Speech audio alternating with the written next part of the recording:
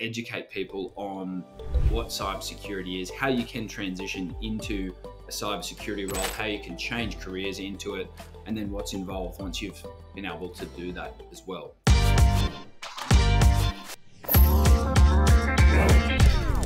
Hello, everyone, and welcome back to the Cyber Revolution podcast. Thanks for joining us yet again.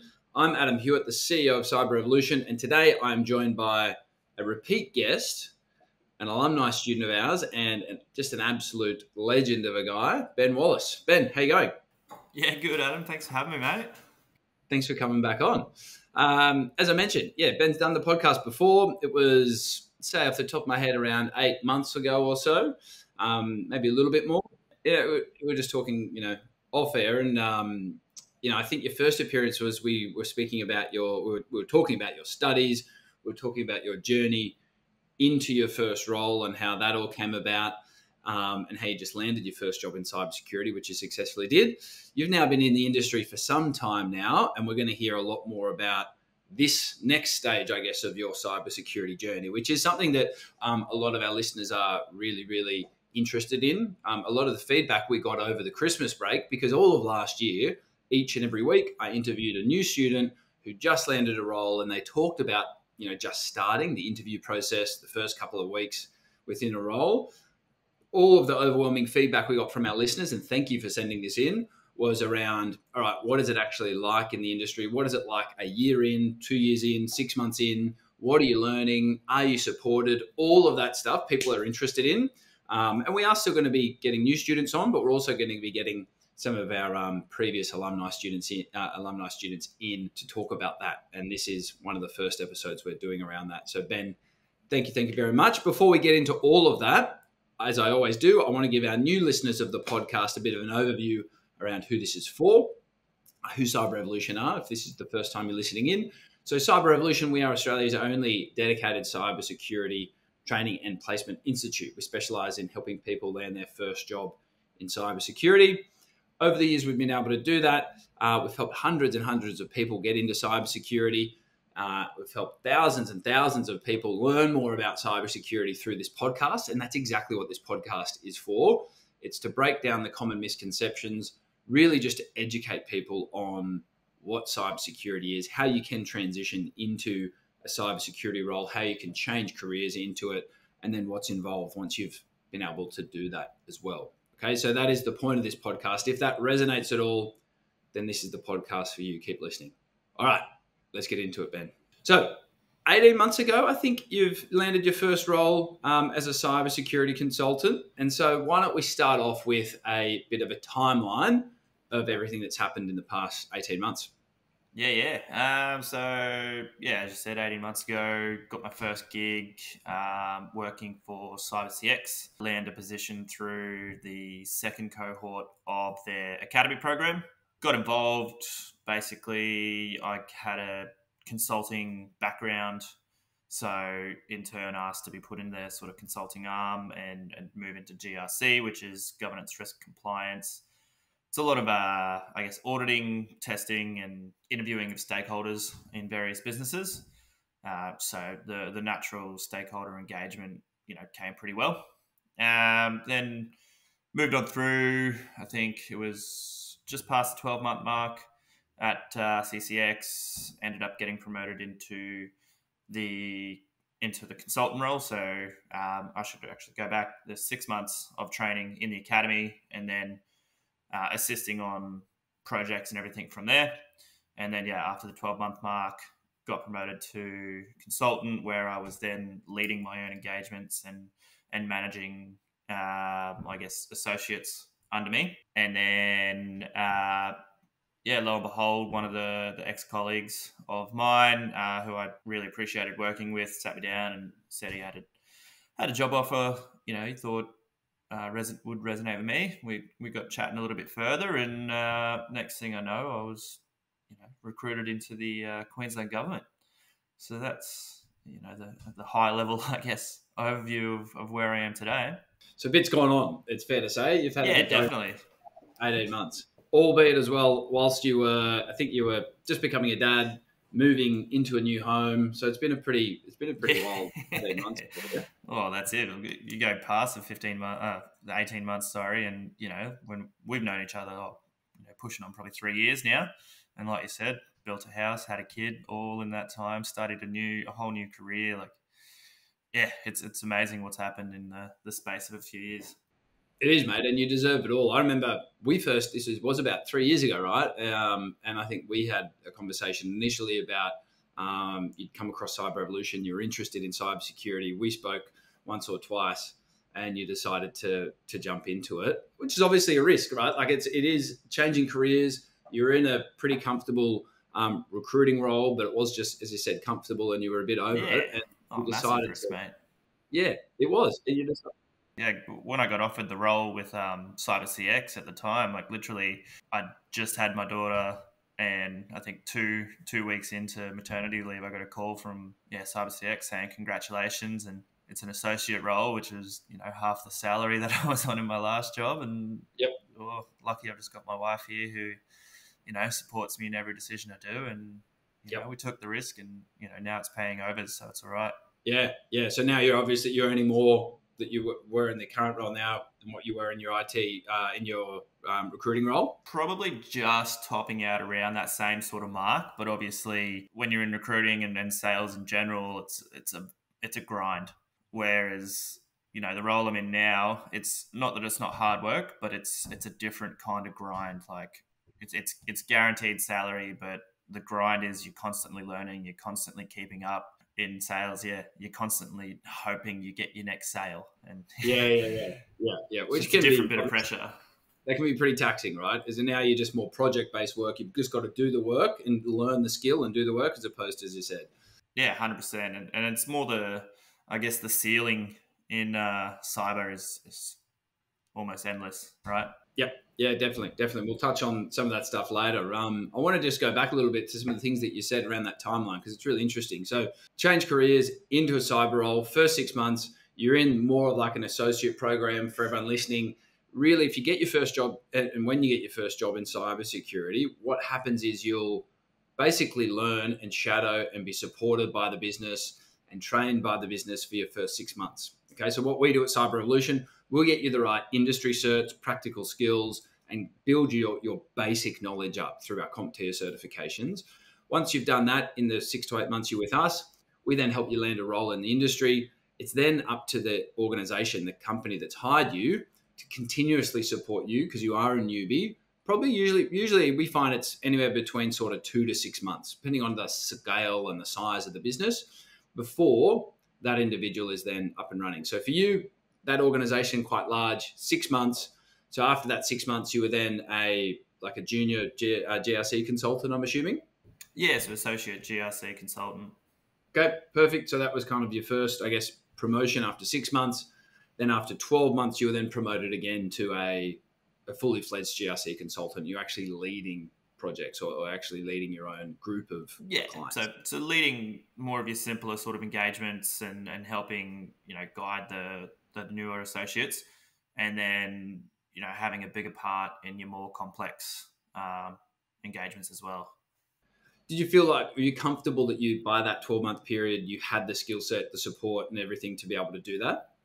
Yeah, definitely. Look, the team we had around me was amazing. Like the direct managers were super encouraging. I came into it with quite an aggressive strategy because I, come from a few previous roles where I've held that sort of senior role. So I had the leading and I guess the customer relations behind me. It was more so just, as you said, the company CCX, building up my skills and knowledge, and then offering that ability for me to, push forward from there.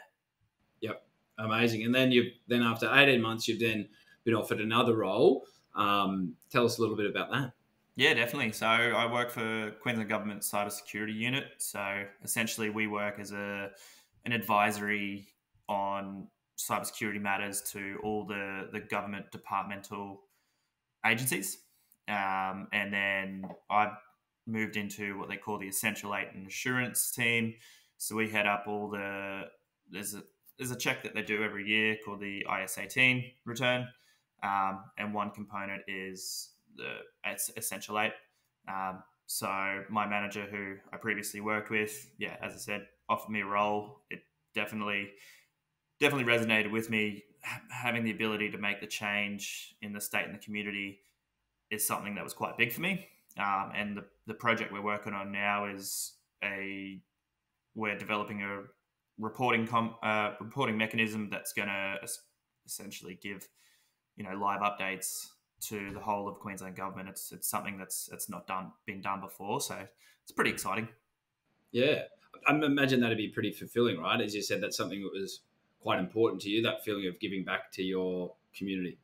Yeah, massively. Like it's to know it's quite an interesting flip the script. So going from being a consultant who would essentially just do the assurance checks and everything for these government agencies to helping shape and I guess design how the checks are going to be done in the future, along with ensuring and knowing that we're going to be helping the state keep its cybersecurity maturity higher is pretty fulfilling right there. That's exciting as well. Being part of something that's never been done before, like innovating, creating new processes, is amazing, mate. That's awesome to hear. Yeah, it's pretty big. It's It is. It's really big. It's really big. It's something that's going to then maybe hopefully set a precedent for other states to do, and you can build on from there. Yeah, definitely. There's other states and either FedGov. There's a few people with their eyes on us, keeping us trying to scope out what we're doing. So no pressure or anything. No, exactly. That's cool. That's really cool. And so you've obviously experienced there's been a lot of action in the first 18 months, right? Learning the new skills, getting into a new role, being promoted a couple of times, then getting into moving into a different organization that you just mentioned before. Is that, I guess, an area of cybersecurity when you wanted to get into this at the start 18 months ago that excited you, that career progression or career growth? Yeah, 100%. As I said, coming from the career paths that I've had in the past, I knew that I wanted to move up quickly. It's an ever-changing industry as it is. So like I also said, the ceiling is endless. So to just constantly be pushing and knowing that this is something that I won't, if I do stagnate, it's going to go nowhere. Like you've got to constantly be learning, constantly be pushing. And that excites me as well because you've got to have drive to keep up, right? Yes. Yep. Exactly. Lifelong learners is the type of people that will thrive in the cybersecurity. Definitely. Great. So I guess to summarize that 18 months, has it lived up to your expectations? Fortunately, I came into it with a pretty open mind, not really knowing what to expect. It's pretty awesome. Obviously, working with a lot of knowledgeable people, it's very exciting being the new guy in the team or the learner, because you can just be that sponge that just absorbs it all. And working with people who have been in the industry 5, 10, 15, 20 years is pretty fascinating because, back then it was what they call, I guess, information security. It wasn't really cybersecurity as per se. And it wasn't the cool buzz sort of industry it is today, is that everyone wants to be in now. So I often say, like, if you were 2 years ago or maybe even a little bit longer, 3 years ago, we're at a party or a function or a networking environment or an event, and someone asked you, what did you do for work? And you said, I'm in cybersecurity. 3 years ago, they probably would have been like, put their head down and be like, oh, okay, yeah, I'm in X. That's interesting. And like not asked another question. Today, in the past 3 years, if you told somebody that you're in cybersecurity, their eyes just light up and go, oh, that's so awesome. Like, what about this? Or what about the opposite attack? Or what about you know what I mean? And you just dive into this huge conversation and you get asked a bunch of questions. Have you found that? Oh, 100%. Yeah, nice. No, it's cool. It's really, really cool. Really interesting. All right. And so what have been some of the biggest takeaways so far in your career? The opportunity to just keep learning, which has been fantastic. Like at the moment, my current position, they've sent me to TAFE to go get, I guess, testing assurance certifications, being able to experience certain things. Like I think tomorrow I'm actually going on a tour of one of the government data centers, so I get to see how all that works, and then just the sheer broadness of the industry is exciting as well, because If you think you know something, then you look over to the left and there's a whole different subject that intertwines with it. And yeah, the endless ability to learn is probably by far the thing that excites me the most. And then even like there's an endless ability to learn and do certifications and learn things that have already been done before, right? Like that, hundreds and hundreds of certifications. I might have mentioned this on the podcast before, but maybe a month or so ago, I had lunch with a cybersecurity, expert, been in the industry for 30 years, still doing certifications and upskilling. But the industry is always expanding, and hackers are learning new things about how to, penetrate networks. They're learning new ways to do the things that they want to do. We obviously then have to learn and innovate to stop them. And as you're doing right now, you're doing something that hasn't been done before. So you can't learn that from previous experience, or you can't, do a certification, for example. So you've actually got to think outside the box and innovate as well. So there's also, yes, stuff that you can do and certifications that you can do, but there's also this industry is now always expanding and getting bigger and bigger, which is it's exciting. And so I guess moving on to some of those larger lessons that you've learned, looking back over the past 18 months, what have been some of the major lessons? As I said, if you stop learning, you'll stagnate, and it's an industry that'll leave you behind pretty quickly. That seems to be a real common theme, and this is something that I always bang on about. And obviously, we're an education company, so I'm going to preach this because it's education's one of my core values. That's the biggest thing for you, by the sound. Yeah, always be learning, always upskill yourself, or you're going to be left behind. So, for anyone listening, and you are thinking about getting into cybersecurity, but you are not motivated, or you are not, enticed by what Ben's saying right now and learning new skills, potentially it's not the industry for you, is what we're saying. Yeah, there's a lot of behind the scenes work and a lot of outside of the office and that sort of stuff. Like last year, I got into a very big sort of study groove where it was, another 10, 12 hours a week on top of work. Yep. Of studying and everything like that. And then it hit the Christmas break and I took a breath and it was nice. And then come January, I was hard to start again. Kind of felt like, I feel like I'm wasting my time. What should I study now? And then, you open up the platform and find the next subject. That's it. Awesome. And so other than studying and learning constantly, what has been the best thing about the last 18 months? And what has been the toughest thing? Or not the toughest, the worst thing? Best thing is working with a lot of intelligent people and having the broad spectrum of people and having the ability to see things from so many different points of view. Because you could easily say, this is my interpretation of this control on yada yada, and someone will pop up and go, no, but this is what I'm actually thinking. And then it's massive. Just the points of view and perspective is awesome, especially, CyberCX and Queensland Government, massive organisations. You're going to have a lot of people to talk to and learn from. I keep coming back to learning. And then I guess the worst was just probably the initial massive hurdle that everyone's going to come across is the persistence in getting into the industry. Like I got knocked back by CyberCX twice before I got into the academy program. I think a few other partners that you partner with, we tried to apply with at the time, just, I guess found another resume that looked better or so on and so forth. And I talked to so many people at networking events, and it's a grind to get in. But once you get in, that's one of your biggest hurdles you're going to hit, because once you're in, it's endless. Yeah, exactly. And that's what it's hard for people initially to look at once they've done some training or they're out of university to get into this industry. This is why we specialize in the one space, to be able to help people get into this industry and through our industry partners, right? If you're doing it on your own, it's often what we find really, I guess, is a bit of a roadblock for people that they've finished their certificates and they have no idea, or they finish their degree and they have absolutely no idea what companies they should be looking at to apply for, or even what jobs they need to be applying for. So you really, really, whether it's us or somebody else, you need to be able to have that support network of making sure everything, single box is ticked, your resume, your LinkedIn profile, interview training, but then also you need to be able to tailor your application around what you've previously done. Like we did with you and your recruitment background, that dovetailed in really well into the cyber consulting world as well. You need to do that stuff and you need to know your applications need to be really, really targeted. Otherwise, you kind of just, throwing mud against the wall and hope it sticks. Yeah, definitely. It's and like I said, it's just persistence. That's Yep. all it is. It's a numbers game. You're going to get in because we're in such a shortage that obviously there's less entry level compared to like that mid range where they're crying out for people.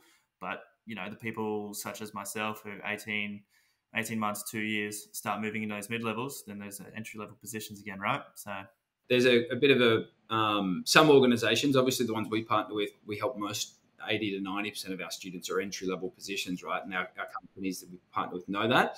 And I think they're the ones that are forward thinking and the ones that, okay, there is a huge need for cyber professionals. We need to invest into them now.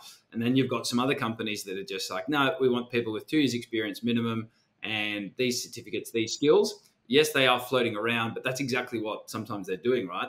There's only a small cohort or group of those people, and they can just be headhunted for whoever can pay the most. You can pay hundreds of thousands of dollars for them. That's great, but that's a finite resource, and there's obviously a huge need. You're obviously in the space. What about you? Like, you can see that there's just a huge need for more cyber professionals.